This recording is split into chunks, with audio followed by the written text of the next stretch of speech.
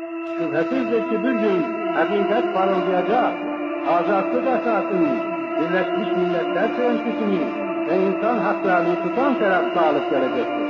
Bu galibiyet güneşi, Kızıl İstiklal Zülmü altında ürüyen aziz vatanımızda 1918 Mayıs günü yeniden doğacaktır. Buna katiyen şüphe etmeyin vatandaşlar. Bizdenki İstiklal bayrağını göçlerinde gezdiren buradaki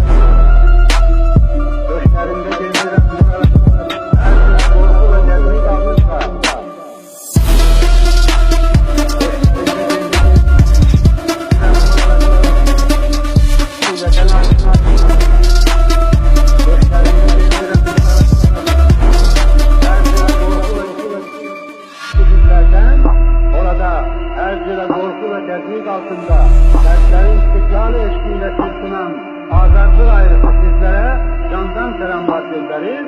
28 Mayıs İstiklal kurbanlarının aziz ruhları huzurunda hürmetle eğilir ve her iki tarafı birleştiren milli büyük hasreti şairin beytiyle dile getirilen sen bizimsen, bizimsen, durdukça bedende can, yaşa, yaşa, çok yaşa, ey şanlı Azerbaycan.